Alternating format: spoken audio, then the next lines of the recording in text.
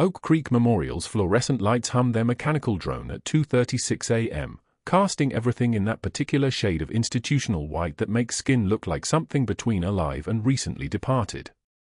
Megan O'Brien stands at the medication station on the third floor, her handwriting moving across a supply inventory sheet with a kind of deliberate precision that comes from discipline, not perfectionism.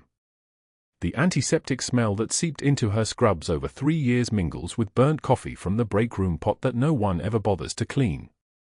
She's checking counts again. Anesthesia supplies. Cardiac crash carts. The surgical equipment inventory for Dr. Hargrove's scheduled procedures in the morning. The numbers don't match. Again. She flags the discrepancy in the system, third time this month the order counts don't align with the usage logs, and files the report with the same quiet efficiency she brings to everything else. Documentation is her religion. Details are how you save lives. She learned that in Sanjin, learned it the way you learn things that never leave your spine, and the habit followed her here to Houston like a ghost that nobody else can see. She doesn't pause. She doesn't second guess. She just notes what she observed and moves on to the next task, unaware that her meticulous charting has just lit a very specific fuse in a very specific direction. Dr. Hargrove passes her station 15 minutes later, his $8,000 Rolex catching the light as he scans the charts with the expression of a man checking his investment portfolio.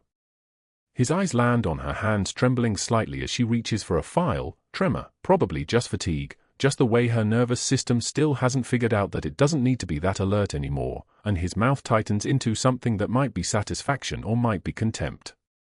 It's hard to tell the difference with him. He's studying her the way a predator studies a limping deer. Megan doesn't look up. She's learned that lesson too. She works through the night the way she's worked through every night for 1,095 days straight, moving through the hallways of Oak Creek with economy of motion, never wasting a step, never stopping to talk unless spoken to. Her shoes are regulation Crocs, white, the kind that give no sound on the linoleum.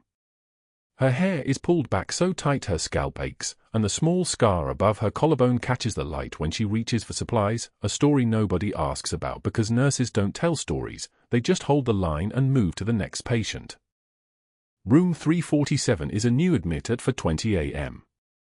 Young Air Force Colonel, acute chest pain, possible pericarditis or cardiac tamponade, the kind of presentation that makes your hands move on their own, that makes muscle memory take over before your brain catches up.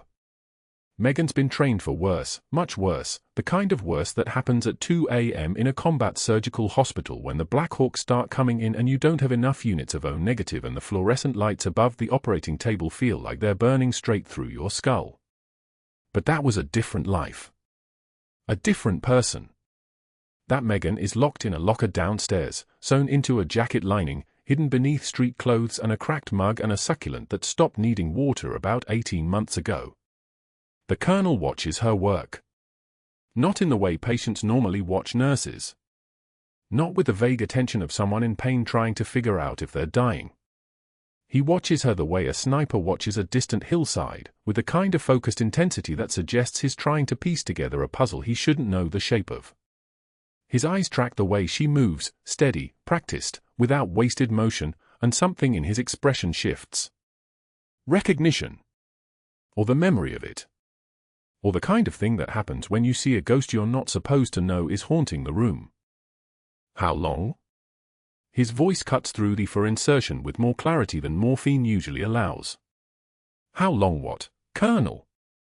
Megan's voice is even, professional, the kind of nurse voice that gives nothing away. She's good at this. So good that it's become invisible, become the thing she is now instead of the thing she was. That scar. Above your collarbone. She doesn't pause. The needle slides into the vein, 18-gauge peripheral line, smooth as butter, and she secures the 4 with tape that pulls just slightly against his skin. Car accident. Long time ago. The lie comes out so easily she barely tastes it. Getting you set up for an EKG. Dr. Hargrove will be in within the hour. She leaves the room before he can ask anything else, and the Colonel watches her go with an expression that looks a lot like someone who's just seen evidence of something he knows he shouldn't acknowledge. The break room at 5:10 a.m. is supposed to be neutral ground, supposed to be the place where nurses rest and decompress before the day shift starts, but Megan learned 3 years ago that the break room is actually a place that gets colder when she walks in. Today is no exception. There are 4 other nurses gathered around the small table: Sarah from pediatrics, Tanya who works the ICU, Jessica from trauma, and Diane who does rotations everywhere. They have lunch boxes and steaming coffee cups and conversations that stop like cut audio when Megan enters. She moves to the refrigerator. Gets her own coffee from her own thermos. Doesn't look at anyone. Dr. Hargrove asked about patient flow in the OR. Someone says, Jessica, she thinks, though it's hard to tell when they're all speaking in the kind of voice that carries but isn't directed at anyone in particular. Apparently there are issues with documentation accuracy, someone else adds. Tanya, probably. Megan gets her lunch, a sandwich wrapped in plastic from yesterday, and sits at the opposite end of the table, leaving an empty chair between her and Sarah like a buffer zone. She unwraps her food slowly, methodically, the way she does everything. The room doesn't get louder. It gets quieter. The kind of quiet where you can hear the fluorescent lights humming their overhead song, the kind of quiet where someone's choice not to acknowledge your presence becomes louder than anything they could actually say. Sarah stands up. Puts her thermos in the sink. Leaves. Then Tanya. Then Jessica. Diane sits for another 30 seconds, long enough that Megan thinks maybe this time will be different, maybe someone will actually stay, but then she follows the others out, the door hissing open and shut like an exhalation. Megan sits alone at the table with her sandwich and her coffee and the knowledge that her name appeared on the unit disciplinary board last week for failure to follow protocol, which is fabricated, which is designed to make her smaller, to make her easier to dismiss. She didn't cry in the break room. She sat very still and took one measured breath and waited for the trembling in her hands to stop. That was 3 days ago. Today she just eats her sandwich and doesn't think about it. What she doesn't know is that the colonel in room 347 is remembering his own medical records. Remembering a burning Humvee in the heat shimmer outside Sanjin in 2004. Remembering hands that moved like they knew exactly what they were doing, like they'd done this 1,000 times before, like they belonged to someone who'd been trained to save lives under conditions where every second was ticking down toward something irreversible. Remembering a senior chief petty officer who was there that day, who pulled him out before the ammunition started cooking off inside the vehicle, who handed him to a corpsman and then went back in for someone else. 7 years old. That was 2004. He'd been 7 years old and he'd never gotten a chance to ask her name. Megan finishes her sandwich at 5:22 a.m. and returns to her charts. The rest of the night shift passes in the way night shifts do, in the suspended animation of a hospital after midnight, when the sick sleep or don't sleep and the nurses move through the halls like figures in a documentary about people who keep the world turning while everyone else dreams. She takes vitals. Checks medications. Adjusts for flows. Talks to a patient's daughter who can't sleep because her mother's breathing sounds different than it did yesterday. Explains gently that this is normal, this is the body's way of healing, everything's going to be okay, even though they both know that okay is a relative concept when you're 73 years old and your lungs don't work the way they used to. At 7 a.m. the day shift arrives. The energy changes. The lights feel brighter. The hallways start to fill with the kind of purposeful movement that suggests the hospital is waking up, that the real day is about to begin. Megan gives her report to the day nurses, hands over her patients with the meticulous precision that defines her work. Vitals. Medications. Updates. Notes. The colonel is stable. Heart rate normalized. Pain controlled. The 14-year-old in room 352 is showing signs of improvement after the appendectomy. Mrs. Chen in ICU is holding steady, still waiting on lab work. She clocks out at 7:52 a.m. and walks down the hallway toward the staff locker room, her scrubs damp with the kind of sweat that comes from 8 hours of constant motion in a building where the temperature never changes but somehow always feels wrong. Behind her in room 347, the colonel lies awake watching the ceiling, running his hands over the scar on his left side where the shrapnel went in, where the hands of a senior chief petty officer had stopped the bleeding with combat gauze and a speed that suggested she'd done this before, many times, in places where the rules were different and the cost of failure was something that followed you home. He reaches for the call button. But that wasn't the worst part of the night that was coming. The colonel's call button light blinks red above his bed, but before Megan can reach him, the overhead intercom crackles with a page for Hargrove to the surgical wing. He doesn't go. Instead, he appears in room 312 30 minutes later, deliberately loud, the kind of voice that carries down the hallway and pulls attention like a magnet. An elderly patient sits propped in bed, her daughter and son-in-law flanking her sides, worry creasing their faces. Megan is adjusting the flow rate when Hargrove enters, his white coat pristine, his smile the kind that doesn't reach his eyes. "Nurse O'Brien," he says, voice dripping with theatrical concern. "Perhaps you'd like to explain to this family why you've documented concerns about post-surgical infection when I've already cleared this patient for discharge." The family exchanges a glance, the kind that says they weren't worried until this exact moment. Megan takes one measured breath. Her hands find each other, clasp at her waist. The trembling inside her chest doesn't make it to her voice. "I documented exactly what I observed, doctor. Elevated temperature, 101.3 this morning. Redness at the incision site extending 2 centimeters. Purulent drainage on the dressing change." She speaks the clinical facts like she's reciting a supply inventory, each word a small brick in a wall of professionalism. Hargrove's jaw darkens. He wasn't expecting a response. He was expecting silence, maybe a stammer, certainly deference. Instead, he gets precision, and it infuriates him in a way that shows for just a fraction of a second before he recovers. "Your observations," he cuts her off, turning his body toward the family like an actor repositioning on stage, "reflect a basic competency problem we've been monitoring for some time." His voice carries the weight of authority, the kind that makes families believe whatever comes next. The daughter's hand tightens on her mother's shoulder. "Please don't worry.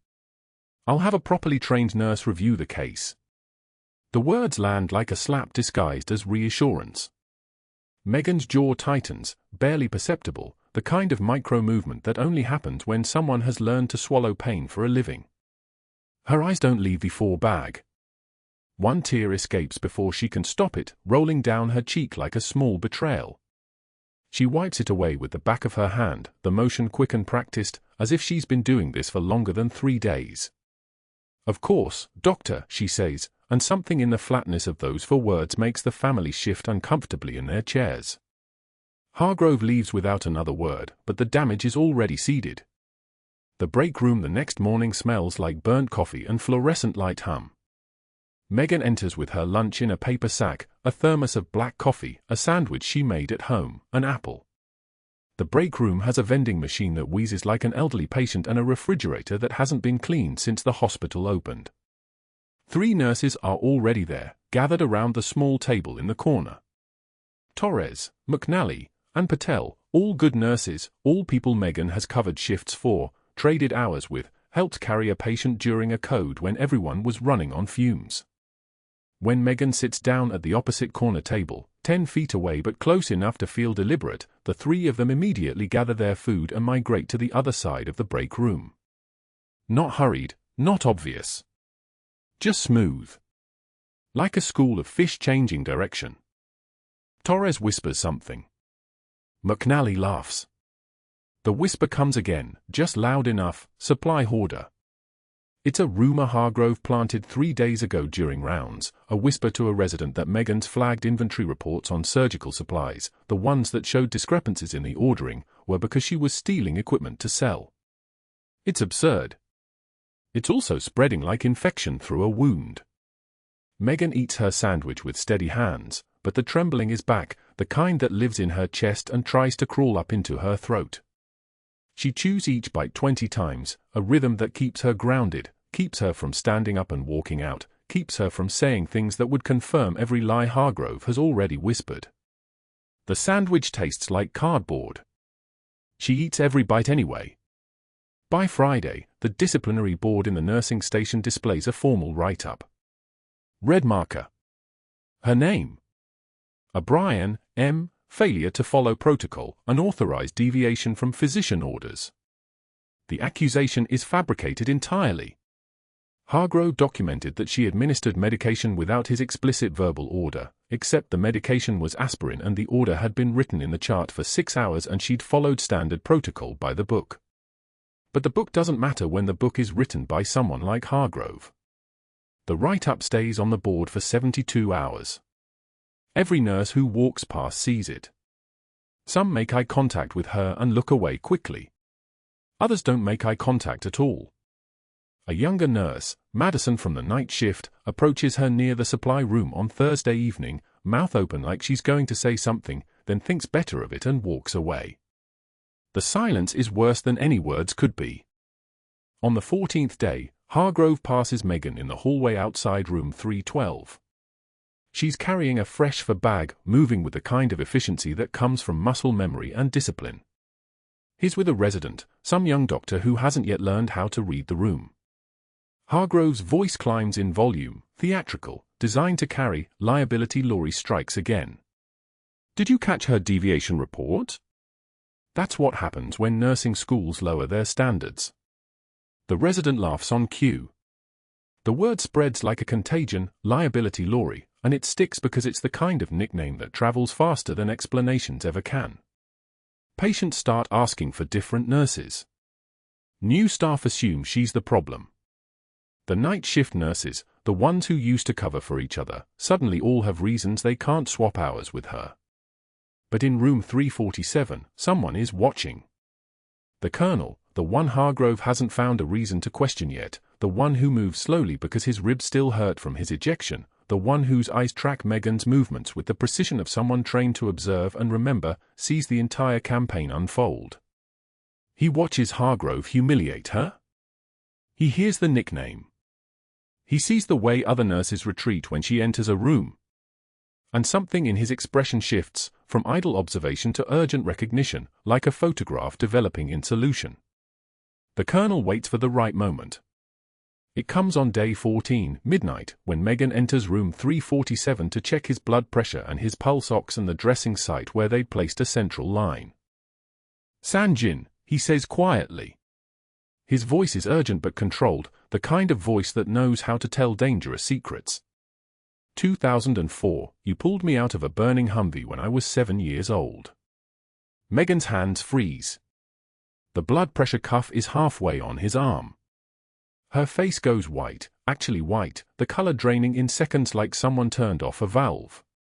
The trembling inside her chest crawls up into her hands.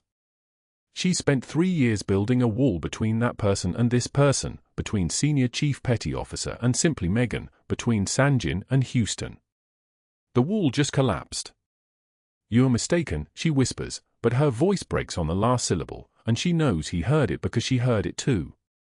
I remember your voice, he continues, and he describes things no one outside of that burning vehicle would know.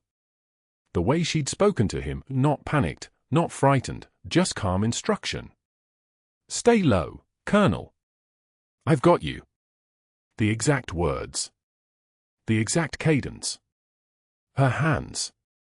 The smell of smoke and diesel fuel and the particular kind of fear that only comes when you're 7 years old and the world is burning around you. I've remembered that voice for 20 years, he says.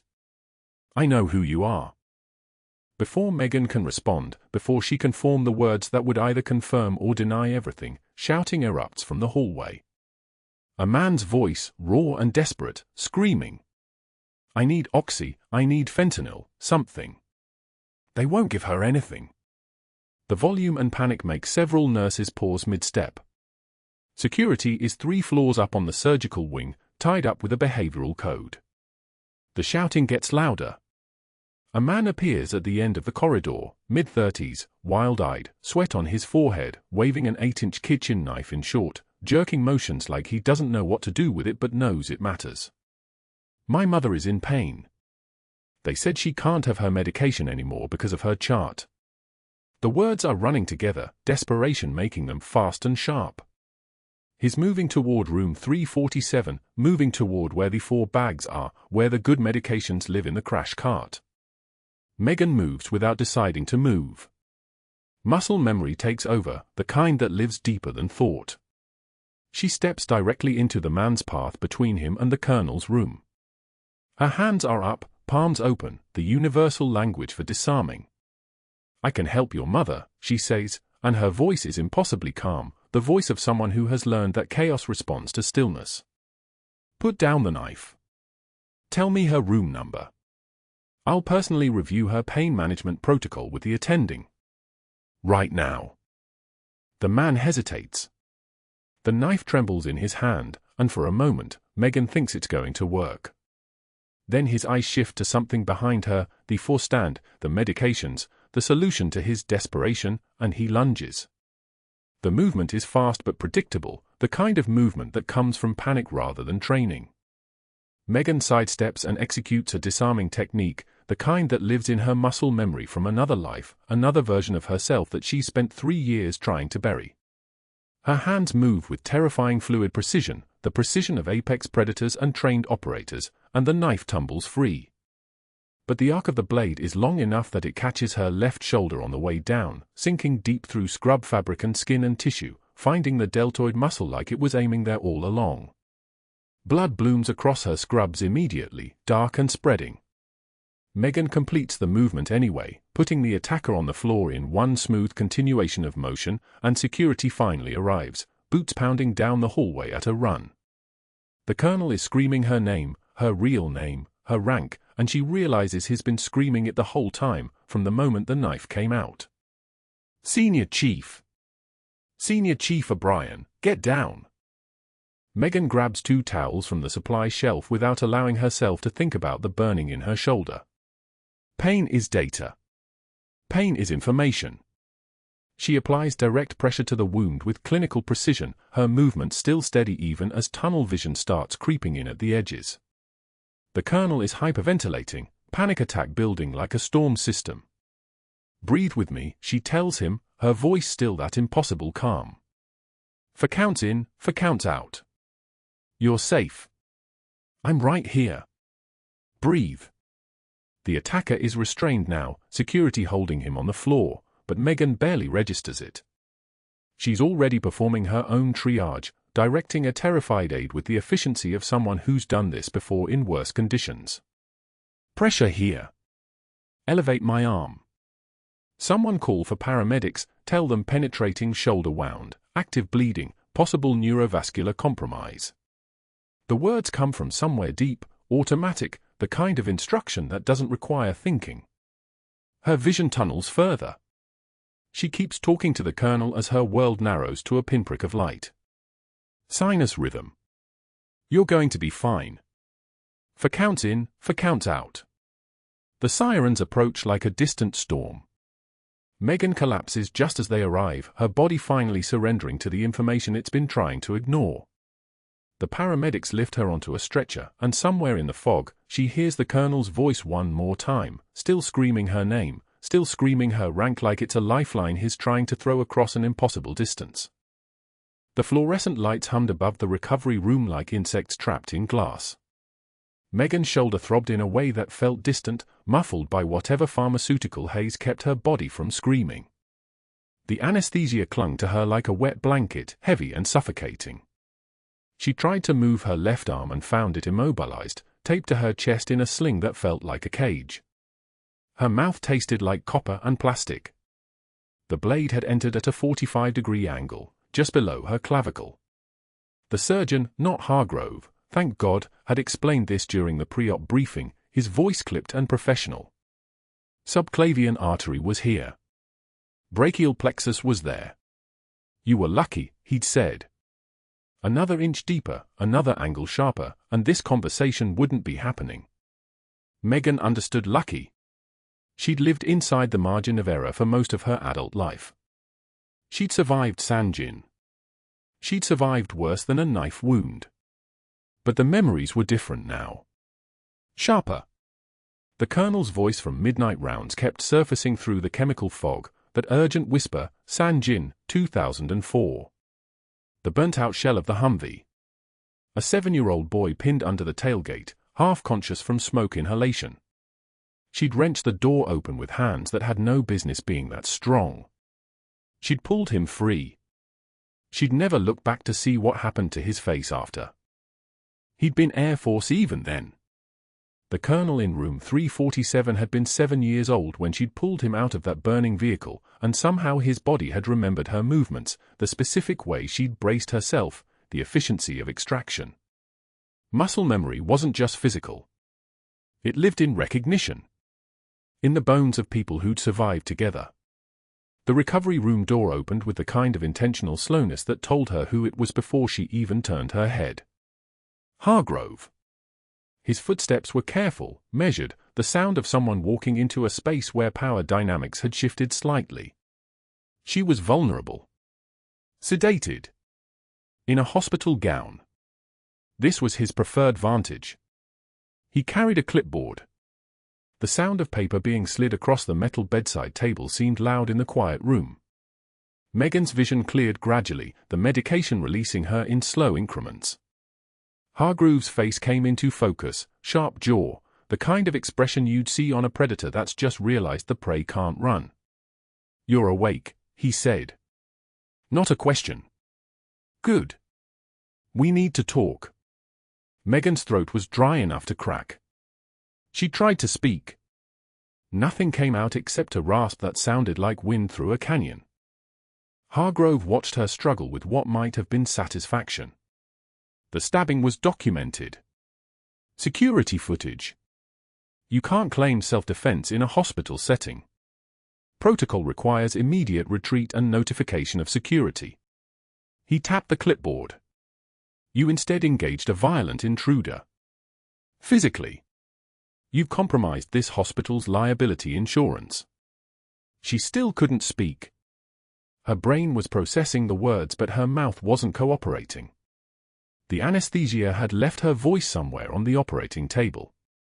"I've already contacted the hospital board," Hargrove continued, pulling a chair closer. "3 members. They're very concerned about your pattern of judgment." He let that hang. Pattern. As if one incident in 3 years could be described as a pattern. "I'm also reaching out to your previous employers, the hospitals you worked at before Oak Creek, to ensure they understand what happened here today." Megan's eyes found his. This was the mistake. Looking directly at him. Because something in that stare, something shaped by deployments and fire and the specific kind of calm that comes from surviving impossibilities, made him pause. Made him see, for just a fraction of a second, that the woman in this hospital bed was not actually the junior employee he'd been systematically isolating. He recovered fast. Narcissists always did. "These are termination papers," he said, sliding the clipboard toward her. "Reckless engagement that endangered hospital liability. You'll sign them, and security will facilitate your departure. We'll refer to this incident as a mutual decision to pursue other opportunities." Megan's left shoulder screamed as she tried to reach for the clipboard. The movement sent a white-hot bolt of pain from her collarbone down her arm like lightning in flesh. She stopped. Breathed. The pain was information. Pain is data. That's what they taught you in the Navy. That's what they taught you in Sanjin when half your unit was bleeding out and you still had to think clearly enough to keep them breathing until the helicopters arrived. She pulled her right hand back from the clipboard. Didn't reach for it. Didn't sign it. Just looked at Hargrove with the specific kind of stillness that made people uncomfortable. "You should recover at home," he continued, interpreting her silence as capitulation. "Security will escort you out within the hour. Once you're medically cleared for discharge, they have instructions to ensure you don't have access to the hospital building or any of its records." The door opened again. A nurse, not one of Megan's regular unit, someone from ICU, entered with a blood pressure cuff. She didn't meet Megan's eyes. The hospital had already chosen. The message had already been sent. Hargrove stood as the ICU nurse began taking vitals. "Systolic is elevated," the nurse noted, speaking only to Hargrove. Megan might as well have been furniture. "The morphine should address that," Hargrove said. "And get her discharge paperwork moving. Dr. Reeves indicated her wound is stable. She can be home by noon." The nurse nodded and left without a word to Megan. The door closed. Hargrove held the clipboard out again. His movements were efficient, practiced. He'd done this before. Not necessarily to nurses, but to people who threatened his control, his money, his carefully constructed architecture of authority and leverage. The signature line is right here, he said. Just the initials at each page. 5 pages total. 5 pages. 5 hours had passed since the knife. 5 hours from stabbing to termination. She'd been stabbed, sewn back together, and fired before she was even fully conscious. That wasn't just fast. That was orchestrated. Megan's right hand moved. Not to sign. To push the clipboard away. The movement was deliberate. Slow. The kind of motion that didn't require strength, just purpose. Hargrove's expression changed. The predatory calm fractured into something sharper. I strongly suggest you reconsider. No. Her voice came back. Rough, barely there. My shoulder. Excuse me. 14-gauge needle, subacromial injection, she continued, her voice steadying with each word. You don't rotate through a trauma unit without understanding anatomy. Subclavian was millimeters away. I'll have orthopedic clearance before I sign anything. Hargrove stood very still. In that moment, something flickered across his face. Not fear. Doctors like him didn't feel fear. But a recognition, maybe. A sudden awareness that this woman wasn't quite what he'd thought she was. That the quiet efficiency he'd been mocking for 3 years might have come from somewhere other than institutional obedience. You're being foolish, he said finally. This is your only chance at a clean exit. He placed the clipboard on the bedside table anyway. Then he left, his footsteps carrying him back out into the corridor where his phone calls had already begun. The ones to board members. The ones to hospital administrators. The ones to previous employers, fictional references he was building to frame her as unstable, volatile, a threat to institutional safety.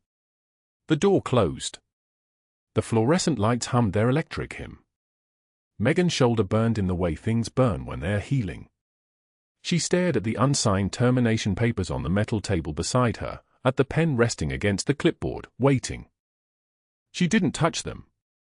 She just lay there in the recovery room, breathing against the weight of the sling, feeling the strangeness of her own body, how it had moved from half-sedated to fully present in the space between Hargrove's threats and her voice finding its way back.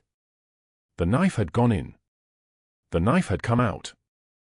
Her shoulder had been stitched by careful hands.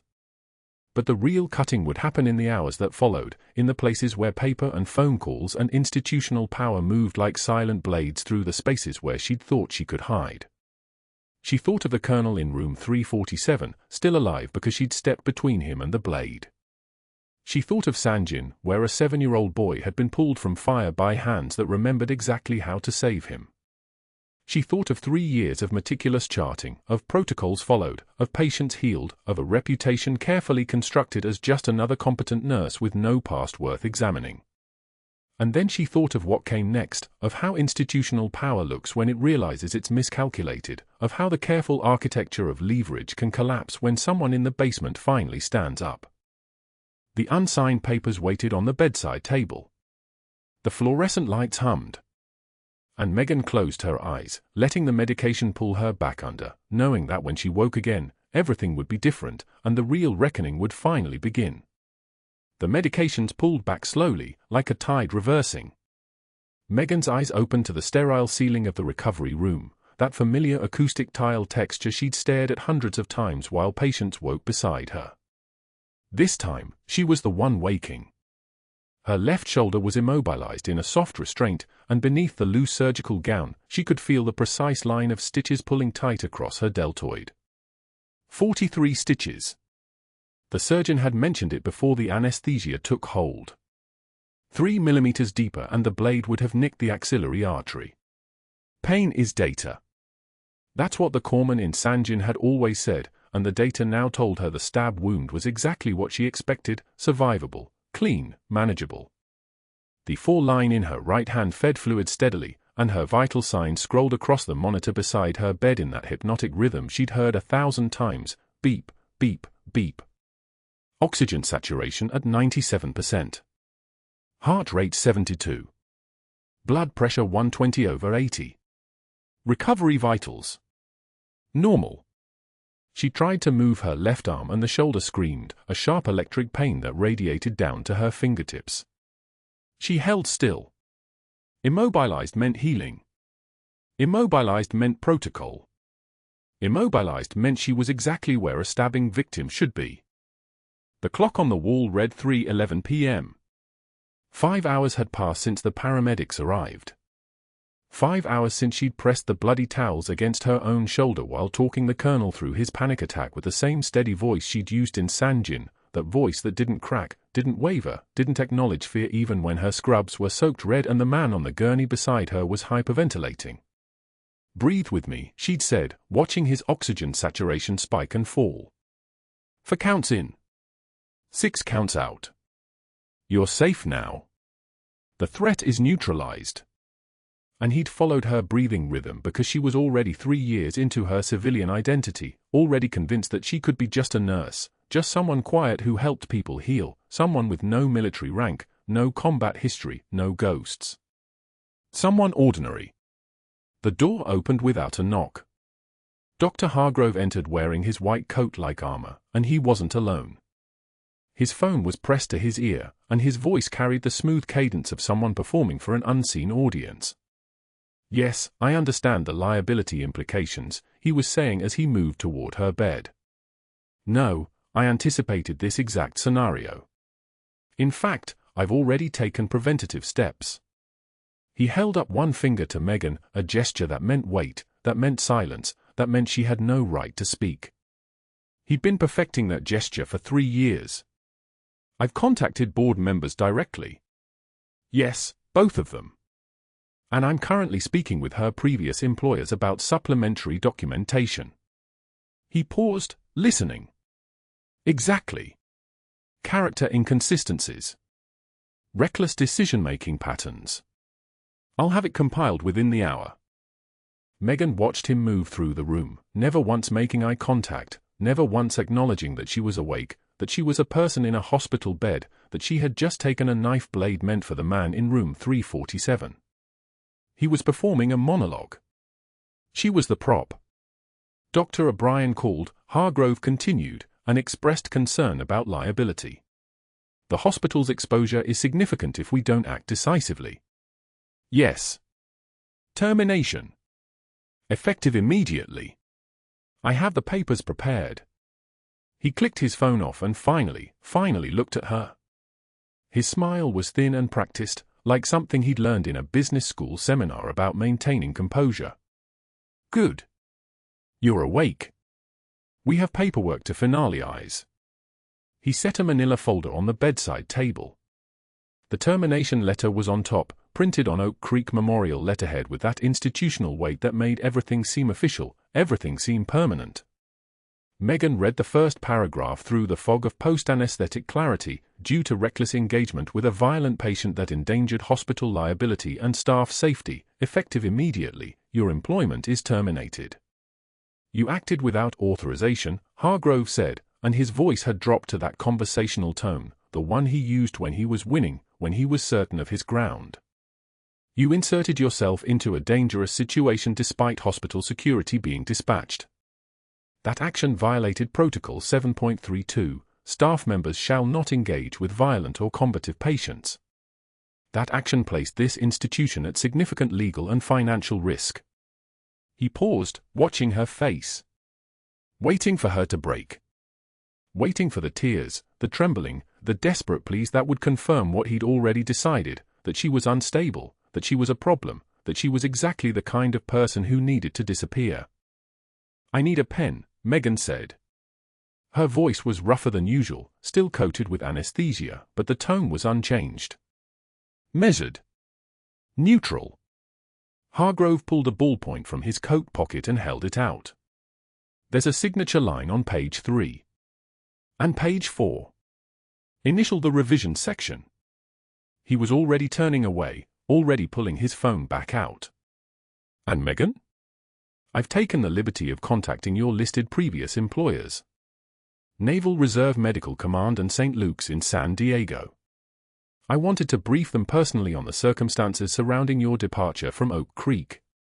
They'll likely want to revisit your employment history given these new concerns about judgment and impulse control. The room went quiet except for the ventilator rhythms and the beeping monitors. He'd called her previous employers. He'd prepared narratives. He was building a wall of institutional paperwork that would follow her name through medical databases and reference systems, a permanent record that she was unsafe, unstable, a liability. It was strategic, calculated, precisely executed. It was also the move of a man who didn't understand that she'd already survived worse. Much worse. Megan took the pen in her right hand. Her shoulder throbbed with each heartbeat, but her hand was steady. She signed the termination letter on page 1, initialed page 4, and left the revisions section blank, the section asking for emergency contact information, the section requesting forwarding address for final paycheck, the section that assumed she had someone to notify, someone who would care that she'd been erased from Oak Creek Memorial's employee roster effective immediately. The hospital will mail your personal items to the address on file, Hargrove said, already moving toward the door. Security will need to escort you from the premises once you're discharged. Likely tomorrow morning given the nature of the laceration. He was speaking as if she'd already become history, already ceased to exist in his world. HR recommends you seek mental health services given the concerning decision-making patterns evident in today's events. That's not a suggestion, Megan. That's what we'll be telling anyone who calls asking about your tenure here. He left before she could respond. The door swung closed with a soft hydraulic hiss, leaving her alone again with the monitors and the afternoon light filtering through half-closed blinds. Her left shoulder felt like someone had driven an ice pick through it and left it there. Her right hand trembled slightly as she set the pen down on the folder, and she held the trembling still by pressing her palm flat against the mattress. The trembling wasn't fear. It was rage. It was the kind of controlled, precise rage that comes from understanding exactly what just happened. She'd been systematically dismantled by someone competent enough to know that physical threats were inefficient. Social destruction was cleaner. Institutional destruction was permanent. She closed her eyes and let the medications pull her back toward sleep, that strange post-operative haze where time becomes fluid and the body's healing demands take precedence over everything else. In that space between consciousness and unconsciousness, she could feel the weight of her military past pressing against the jacket hanging in the hospital locker 2 floors below, the faded unit patch from Sanjin, stitched inside the lining where it pressed against her heart with every step she'd taken in Houston. 3 years of hiding. 3 years of quiet. 3 years of believing she could be someone else, someone ordinary, someone without blood on her hands from a war that the world was already forgetting. The nurses came at 6 o'clock for vitals check. They were quieter than usual, more formal. News travels fast in hospitals. By now, everyone would know that Megan had been terminated for the stabbing incident, that Dr. Hargrove was circulating narratives about her instability, that her name was becoming synonymous with liability and recklessness. The same nurses who'd eaten lunch with her just days ago would now treat her as radioactive, as someone whose proximity to other staff members had become professionally dangerous. She didn't ask them what they'd heard. She already knew. The institutional machine was grinding forward, and she was just meat in the gears.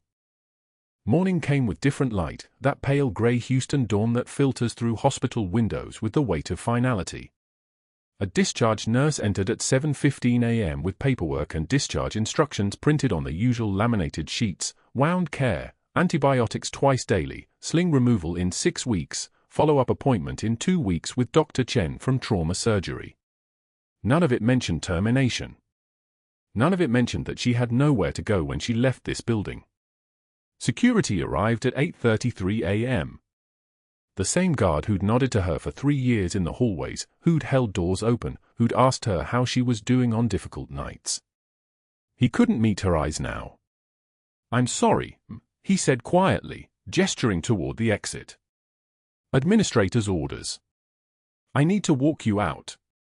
Her personal locker had been emptied into a cardboard box. The cracked mug from the break room. The dying succulent she kept on the corner of the medication cart, the one that somehow survived despite her negligent watering. A framed photo from Sanjin, her unit, 2004, all of them impossibly young, half of them dead now or carrying pieces of Sanjin in their bodies the way she carried it in her nightmares. And her jacket. The jacket with the faded unit patch stitched inside the lining in meticulous stitches that matched her handwriting exactly. She wore the jacket out of the hospital despite the Houston heat already climbing toward 90 degrees by mid-morning. The patch felt like a talisman beneath the fabric, or maybe a stone dragging her down. She couldn't decide which. The bus stop was 2 blocks east. She sat on the bench with the cardboard box on her lap, watching traffic hiss past on the rain-slicked street. It had rained overnight, that sudden Houston downpour that comes without warning and disappears just as fast. The moisture was already rising from the asphalt as steam, creating that particular smell of hot pavement and diesel exhaust and urban humidity. The photo of her unit stared up at her from inside the box. Young faces. Strong faces. Faces that believed they were fighting for something that mattered. Half of them were gone now. Rodriguez had taken a round in Musakala. Chen had walked into an IED in Kajaki. Marcus had made it home and then couldn't figure out how to be alive in a world that wasn't trying to kill him, so he chose differently, chose the permanent exit in a garage in Fallbrook with the engine running. She'd been running for 3 years, working nights, keeping her head down, accepting humiliation from Dr. Hargrove with the same quiet dignity that had once carried her through firefights in Sanjin. It still wasn't enough. The institution had found her anyway. The system had identified her as a problem and executed her removal with precision and completeness. She was a trained naval special warfare operative, a decorated combat veteran, a woman who'd held dying children together with her hands, and she'd been terminated from a hospital job via paperwork while medicated in a recovery room. The trembling started in her hands again. She let it happen this time, let her fingers shake against the edge of the cardboard box, because there was no one to witness it, no hierarchy to maintain, no professional composure to protect. The rain was starting again, light drops that wouldn't amount to anything, just enough to make the pavement shine. She wondered if she'd ever stop running from who she'd been. She wondered if she'd ever be anything other than a ghost, moving through civilian spaces trying not to haunt anyone. The headlights appeared through the rain then, approaching from the street, moving slowly as if searching for someone. She didn't look up at first. Just another vehicle. Just another moment in a day that had already contained too many moments. The cardboard box felt heavier than it should. Not because of the weight, the cracked mug, the dying succulent, the photograph, but because of what it represented. Megan O'Brien stood in the Oak Creek Memorial parking lot at 11:06 p.m., rain hammering the asphalt like applause for something nobody wanted to celebrate. The security guard had handed it to her with the kind of pity that made her jaw clench. She'd taken the box without a word, without meeting his eyes, because speaking would have cost something she couldn't afford to lose right now. The photo on top showed her unit from Sanjin. 12 faces in the desert sun, 2008. 7 of them were dead now. 2 more were missing their legs. She was the only one who'd made it out whole, physically, anyway. The wound on her shoulder throbbed where the knife had gone in, where Dr. Hargrove's words had gone deeper. Reckless engagement that endangered hospital liability. She'd been fired while coming out of anesthesia, while her body was still processing the fact that she'd thrown herself in front of a blade for a man she'd saved 16 years ago. The bus stop sat 3 blocks away, down rain-soaked streets that felt like they stretched for miles. She moved through it all the way a ghost moves through walls, present but not quite there. Her left shoulder screamed with every step, medication wearing thin, but pain was information. Pain told you what needed fixing.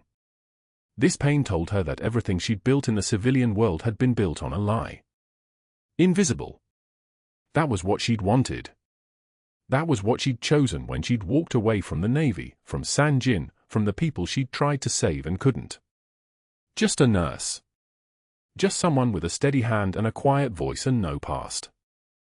The bus shelter smelled like wet concrete and diesel exhaust. She sat on the metal bench, the cardboard box on her lap, rain drumming the plastic roof. Her scrubs were still damp with her own blood. Hargrove had made his calls, she'd heard about it through a nurse who'd overheard him in the administrator's office. One phone call, then another. Poison her references. Make her unemployable. Make sure no hospital would touch her. She'd been a threat for documenting things clearly, for noticing inconsistencies in supply orders, for doing her job exactly the way the Navy had trained her to do it. Meticulous. Precise. Impossible to dismiss. The thing about running is that eventually you run out of ground. She'd left the Navy to stop being dangerous, to stop carrying weapons, to stop making the decisions that ended with children's bodies in the sand. She'd thought scrubs and stethoscopes would be safe. She'd thought if she moved slowly enough, spoke quietly enough, remained invisible enough, she could outrun 16 years of combat training and the ghosts who followed her through hallways at 3 a.m. She'd been wrong. The knife had changed everything in a single moment. Her hands had moved on their own, muscle memory, combat medicine, the kind of instinct you can't bury even when you spend 3 years trying to. The rain fell harder. A man walked past with a newspaper over his head, and she wondered what the headlines would say about her. Nurse injured in hospital incident. Staff member terminated following workplace altercation. She'd been erased already. By morning, Oak Creek Memorial's Public Relations Department would have a narrative so clean, so airtight, that anyone asking questions would feel foolish for asking them. That was how people like Hargrove operated. They had allies. They had board members who owed them favors. They had the kind of power that came from controlling information, and she'd just become a liability in his carefully constructed empire. At 8:17 a.m. the next morning, the emergency hospital board meeting was interrupted by the sound of boots on tile. Measured footsteps. The colonel walked in wearing his Air Force dress uniform, medals catching the fluorescent light like a warning. He wasn't alone. A teenage boy in a Letterman jacket followed him, and in the boy's hands was a shadow box. Military medals. Rows of them, arranged with the kind of precision that only came from someone who understood the weight of every ribbon. The board members froze. The administrator's pen stopped mid-sentence. Dr. Hargrove looked up from his coffee with the expression of a man watching a door open that he'd thought was locked. That woman is Senior Chief Petty Officer Megan O'Brien, United States Navy, the colonel said. His voice wasn't loud. It didn't need to be. It was the kind of quiet authority that made the air in the room change pressure. I'm her patient. Her name is on my security clearance paperwork. What happened yesterday was an act of heroism.